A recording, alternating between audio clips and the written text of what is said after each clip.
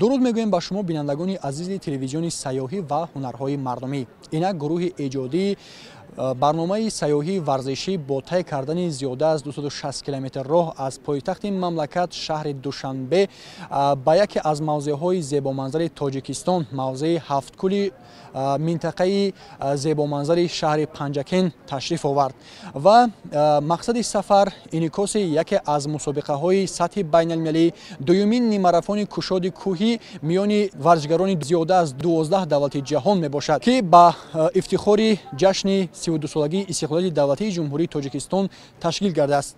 Айни ҳол бошад, мусобиқа аз нуқтаи старт оғоз меёбад ва кӯшиш мекунем, ки ин мусобиқаро дар сатҳи хеле ҳам баланд барои шумо тамошобинони азиз пешниҳод намоем. Моро ҳамроҳ бошед.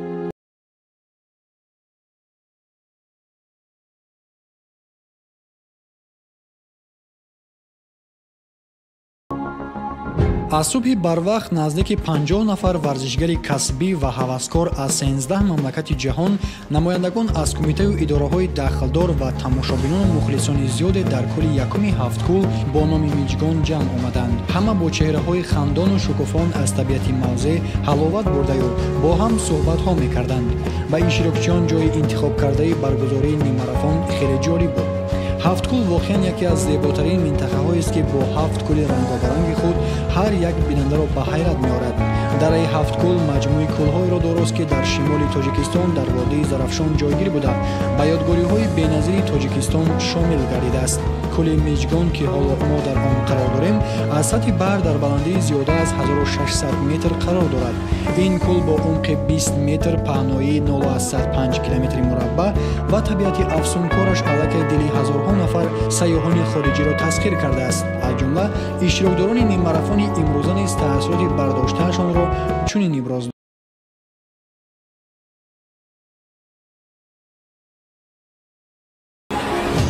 дар нимарафон дар ҳафткӯл иштирок мекунам.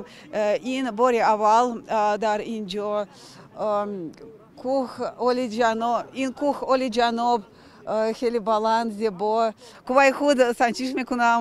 Дар дави дигар дар нимарафон ва марафон иштирок кардам, лекин инҷо дар ҳафткӯл дар ин трасса дар кӯҳ ин бори аввал. Assalamu alaikum. Nomi man Connor. Man az Anglия ҳастам. Man як сол гузашта Тоҷикистон омадам. ҳозир мо дар Тоҷикистон ба кор медавем. рағбати калони Тоҷикистон ба пеш ман дӯст медорам. Тоҷикистон бисёр зеботарин, бисёр зебо, кои баланд, кои калон, рағбати калони Тоҷикистон ба пеш.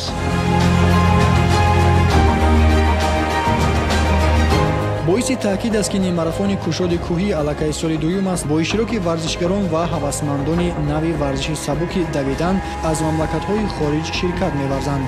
Имсол низ вақти баргузории нимарафон ба таҷлили бошукӯҳи ҷашни истиқлоли давлатии ҷумҳурии Тоҷикистон рост омад. Мақсад аз баргузории нимарафони мазкур тарғибу ташвиқи варзиши сабук дар ҷумҳурӣ, мустаҳкам намудани дӯстӣ байни варзишгарон, баландбардоштани маҳорати касбии варзишгарон, муайян намудани дастаи منتخب جمهوری تاجیکستان و جلب مهمانان به موضع سیاحی مملکت میباشد.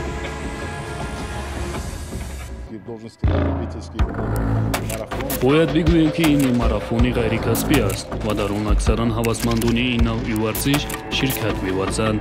ман дар чандин давлатҳои хориҷӣ қарор доштам ва гумон мекунам ба монанди ҳафткӯл дар ҷаҳон ҷое нест. фикр мекунам ояндаи ин мусобиқа хеле хуб хоҳад буд.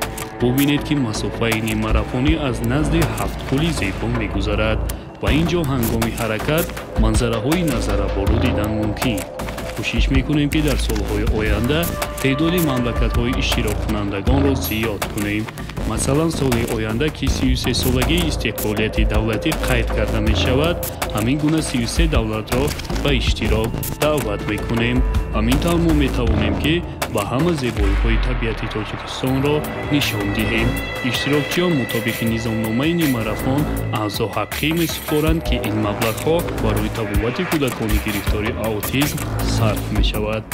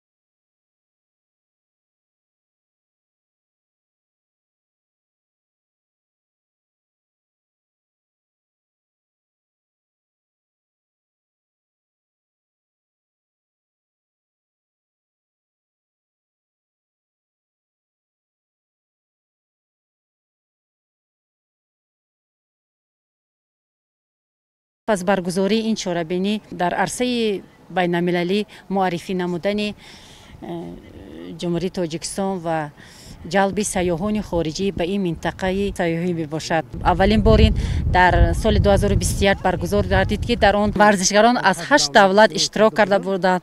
امروز در نیم ماراتون کشادی کوهی از 13 دولت اشتراک کرده ایستادند. یعنی از این برمی آید که رشد سیاحی پیش در پیش ترقی کرده ایستاده است.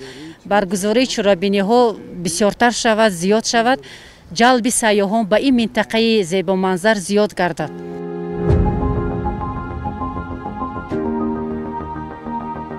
پس از 1 ساعت و 29 دقیقه و 4 ثانیه نخستین نفری که با طی کردن 21 کیلومتر و 97 متری راههای ناهمواری کوهی به خط مرا رسید. این ورزشگر تاجیک دستپروری دانشکده تربیت جسمانی تاجیکستان به نام سیدمومین رحیمов ظهورشاه نجمیدین بود. 7 سال است که یعنی در این رشته ورزش مشق میکنم و در این 7 کل باشد 2.5 سال است که اشتراک میکنم و پوری باشد سزاوار جای 4م شدم و مشق‌های خود را زیاد کرده. یعنی امروز که شما دیدید یعنی سزاواری جای اول گشتم و میخواهم که مشق‌های خود را زیاد کرده در مسابقه‌های بین المللی پرچم‌وردی ملت باشم. همینطور در دقیقه های بعدی سمرالدین عظیمov سزاوار مقام دوم، باباجان یکیمov جای سیوم، احکام‌الدین کریمزاده جای چهارم و مهرابجان آدینایف سزاوار مقام پنجم گردیدند که همه نمایندگان تاجیکستان هستند.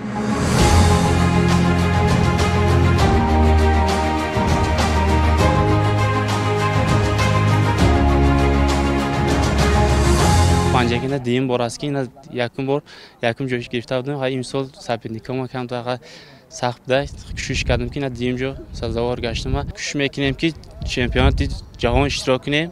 پرچم تاجیکستان همیشه بلند برداریم. من امروز خوشبختانه در این مسافت جای سوم را سزاوار گشتم. البته مشکل است در اینجا بسیار بلندی ها است، تل های بلند است. اینجا مشکل است دویدن و ما وابسته از این مشکلی ها حرکت نمودیم که مقام های اول یکم دوم سوم رو سزاوار کردیم و خوشبختانه سزاوار رو جای گشتیم. ورزشکاران از خارج کشور در اینجا اشتراک نمودند و ما با چند ورزشکاران شناس شدیم و با آنها همصحبت گشتیم و ما می‌خواهیم که در تاجیکستان بسیار همین خیلی مسابقه‌های بین‌المللی بسیارتر تشکیل کرده شود. از میان بانوان باشد ورزشگر دختری تاجیک دستپروری دانشکده تربیت جسمانی تاجیکستان به نام سیدمومین رحیمov رجب ماه عبداللهیو اولین شده به خط مرا رسید.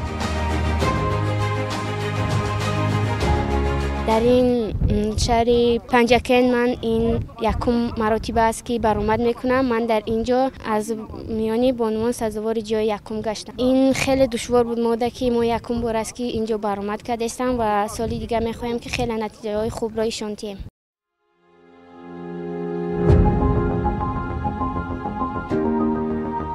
همین گونه در دقیقه های بعدی مهینه براتова و مرجانه محکمova ورزشگر دختران تاجیک سزاوار جایهای دوم و سوم گردیدند.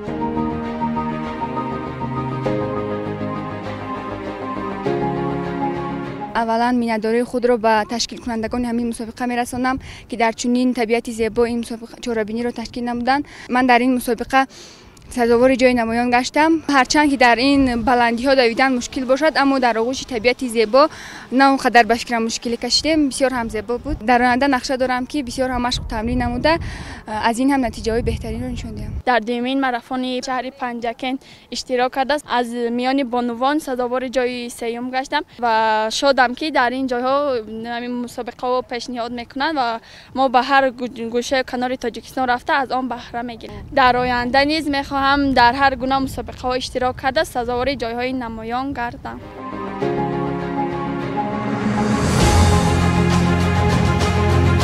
واقعا هم نه هر کس این مسافه را و آن هم در راههای ناهموار کوهی طی کرده میتواند. اگر از کوه میجگان تا هزار چشمه تفاوتی بلندی از سطح بحر را به نظر گیریم پس عیان میگردد که اشتراکداران به بلندی زیاده از 700 متر نشیبی دویده برآمدند.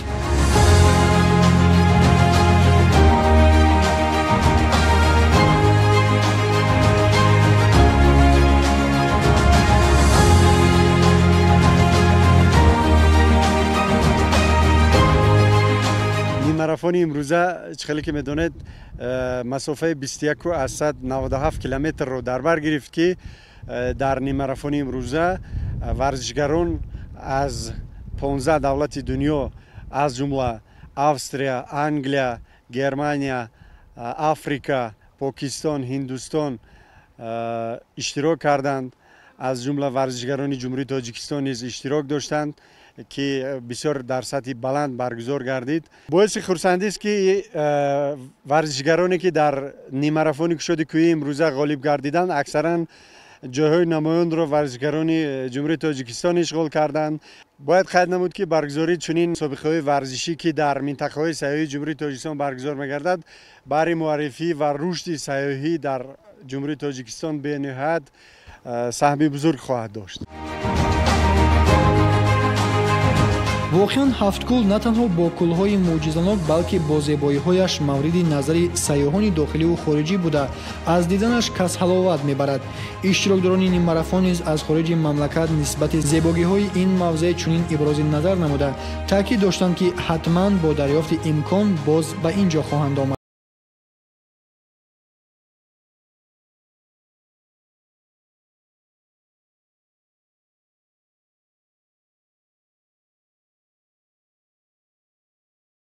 در این مسابقه من جای چهارم اشغال نمودم. این تراس این رو خیلی زیبا بود لیکن سبک نبود، آسان نبود. تمام رو با بالا این بود دشوار لیکن جای چهارم گرفتم. از این خرسند از این طبیعت در پنجکند اولی جنوب کوه خیلی زیبا ایران من حتما باری دیگر میایم. من حمید پاکستان اینجا تاجیکستان میخونم. امروز هفتم کول آمدم. این بسیار زیبا جای روحم من آمدم. تاجیکستان بسیار زیبا هست.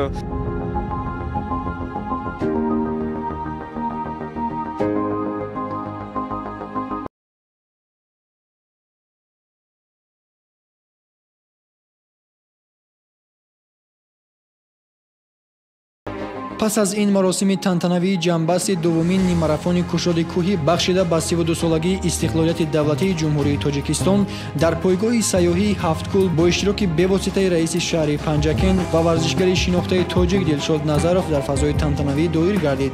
رئیس شهر پنجکن ضمن سخنرانی خود تاکید داشتند که یکی از مقصدهای دیگری برگزاری نیم ماراتون نیز جلب سیاحان به موضع‌های زیبامنظر دیار میباشد. این شوین در مراسم جایزه سپاری به غالبان نیم ماراتون نماینده از کمیته رشد سیاحی نزد حکومت جمهوری تاجیکستان برآمد نموده قید نمود که در سالهای صاحب استقلالی سیاحی ورزشی مملکت به مراتب رشد نموده. یکی از دستاوردهای نظررس ساحه این برگزاری چنین نیم ماراتون‌های بین‌المللی میباشد. سپس فعالان و غالبان نیم ماراتون با مدال و افتخارنامه مکافات‌های پولی در حجم 500 1000 2000 3000 4000 5000 سومانی و دیگر تحفه‌های خاطروی قدردانی کرده شدند. همینطور دومین نیم ماراتون کشاد کوهی بخشیده به 32 سالگی استقلالیت دولتی جمهوری تاجیکستان با صدا دادن سرود ملی و گرفتن رسمی خاطروی به انجام